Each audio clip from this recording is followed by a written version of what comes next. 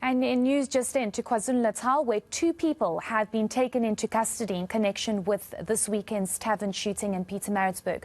4 people were shot dead in that incident. 8 others are in hospital.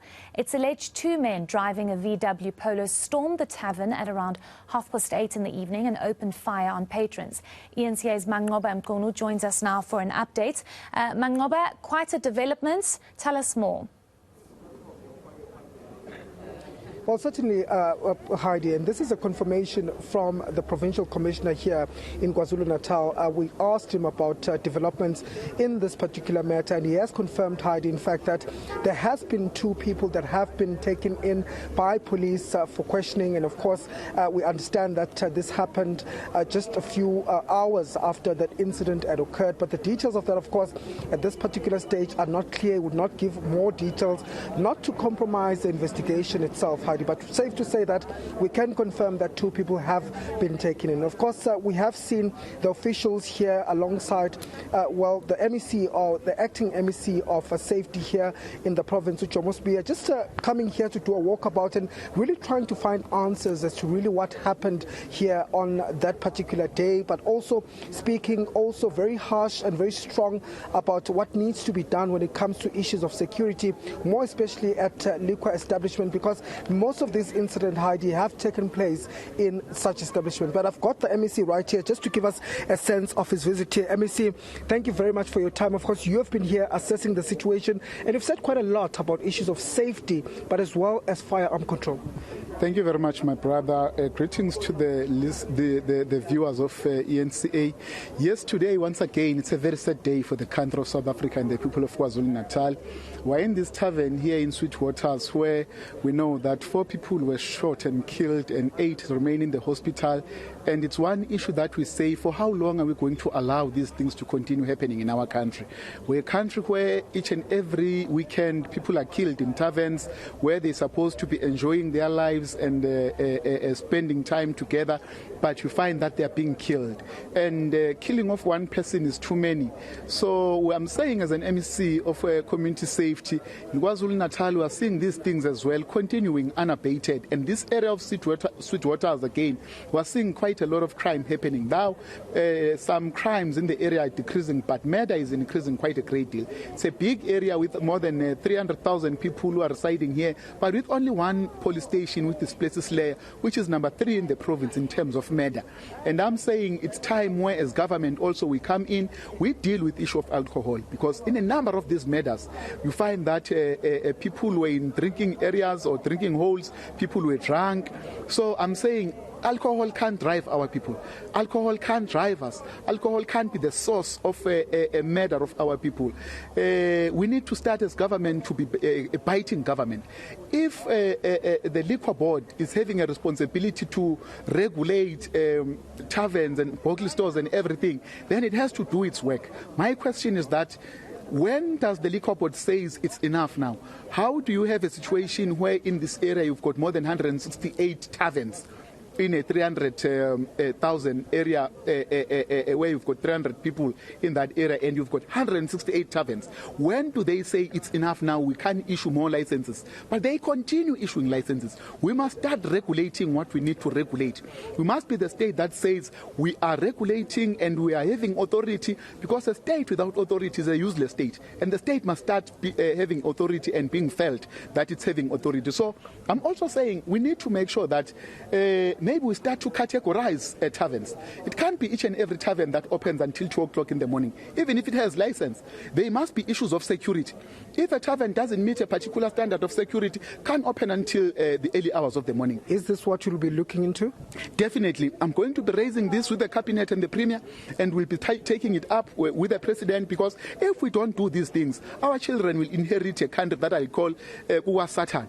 Because we can't have such a situation. We must have a situation where their categorization of taverns, and we are able to say, liquor board, you issued this category to a particular tavern, and a particular tavern with certain features of safety will be issued a particular license to operate. So we have to do it now. There is no time to wait. And in terms of the taverns themselves, I mean, you spoke about issues of safety and how taverns will also have to tighten their security. Will you be looking to this as government? Definitely. If we don't do that, it means we'll be allowing our people to die. Because taverns are the areas where our people should be happy. Taverns are the areas where people should be enjoying their times and leisure times. But now, if we don't start regulating them, it means we'll be saying they must come and die. And we can't have a situation where people die where there is alcohol. We must stop it now and stop it today. But also, taverns must make sure that they provide securities where they are. They must make sure that people who come into taverns, they are searched, they don't come with weapons, firearms are everywhere. Would you say this tavern was negligent in particular? Definitely, there was negligence. You've got a gate here. There is a gate. People came with a car in a gate. It was never searched. They parked their car inside the tavern. Nobody searched them. They came out of the car. Nobody searched them. They came inside the tavern. Nobody searched them. They killed people in the tavern. And then that is negligent. That is negligence. And it means as government, if we don't do anything, I said it earlier on, police can't be in each and every tavern. These police were overburdening them, but also we are saying they must do their job, but we must also come into their space and protect them and allow them to do their work as per their regulations and legislations that allows them to do their work. Okay. Thank you, MEC, for your time. Let me move to the Provincial Commissioner. Provincial Commissioner, of course, we've been asking the MEC as well whether this was an act of negligence. Do you think it was negligent? Will you be taking any charges or opening any cases against any of the owners of this tavern? I will say the Liquor Authority, they are going to take action. The CEO came here yesterday. We brought them in so that they can be able to see themselves what was the failure from the owner of the tavern with regard to the license. What are the things that the license owner did not do that the license expect him to do. But from the law enforcement point of view, as the police, we were concerned the fact that someone was able to drive into the premises with a vehicle, stop the car, and walk into the facility with a firearm without being searched until he gets inside the premises and shoot a person inside the building, not in the parking space, but inside the building. So it shows that there was just free movement. But what causes this free movement? The free movement is caused by the fact that it is one facility where there's one entrance. On the left, it's a body store, which is owned by the same person.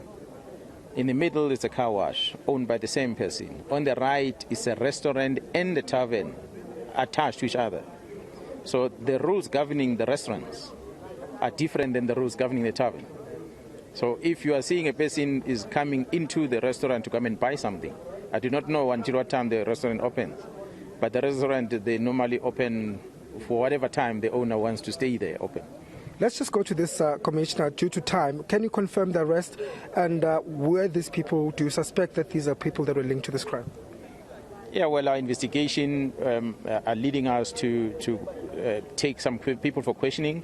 Investigation are leading us to arrest some of the people and confiscate some of the exhibit. So the two that we got through our investigation are involved in this case.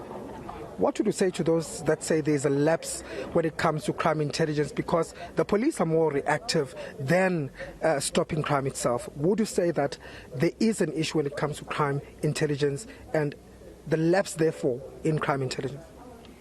So, unfortunately, I'm not going to stand here and count the stats because if I were to do that, and I will have to prove to you how many criminals are behind bars that we arrested as a result of intelligence. I will have to prove to you how many firearms we've recovered as a result of intelligence, drugs that we were able to confiscate as a result of intelligence. So there's quite a lot of things that intelligence is doing. But is it enough? The answer will always be no, it's not enough. There's more that could be done. So in instance of this, there was no need for crime intelligence here. Yeah, this was a normal operation that was running, and then somebody might have come in here. Whether the cause of the fight was because of the quarrel inside or somebody came in planning to come and shoot and kill someone, that's what we're going to uncover as we investigate. So we can't upfront say we're blaming intelligence for not having detected that first. Do you think that this is part of a syndicate? Because we've heard reports that this is not the first time that there are vehicles that stop and shoot people randomly. Are you concerned at all that it was a random act? Yeah, well, look, I'm not a prophet. I cannot say that it's a random act or it was something that was planned. But the reality is there are people that shot and killed people and injured others. Were they walking? Surely they're not walking, they were driving. Is driving a certain type of a vehicle a crime? Or is that the only vehicle that is available in the township? The answer is no. There are many of those type of makes of vehicles that are available all over. And they are most of them are driven by the youngsters. And once the community sees such a type of a vehicle with youngsters shooting someone, then they associate that brand of a vehicle with crime. And I don't think it's fair to do that. So from the police point of view, we're not going to pronounce on that. But the reality is there's quite a lot of vehicles that are driven in the township, in the rural areas like this, by youngsters. And you wonder who are the parents that are allowing youngsters to have those type of vehicles. But I understand on the other side that majority of them are used as e-hailing type of transport. So these youngsters are using this vehicle to do business. But after hours, when they're not working, they use to drive around and go and visit their friends and go and party. So that's where incidents happen.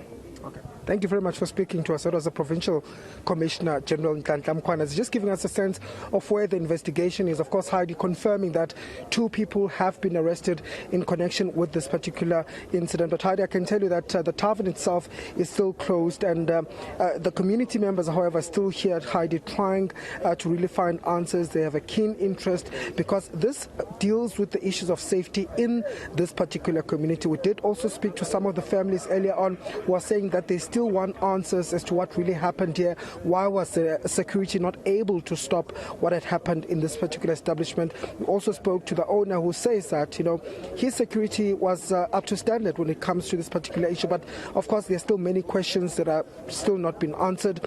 And the police investigation at this particular stage does continue.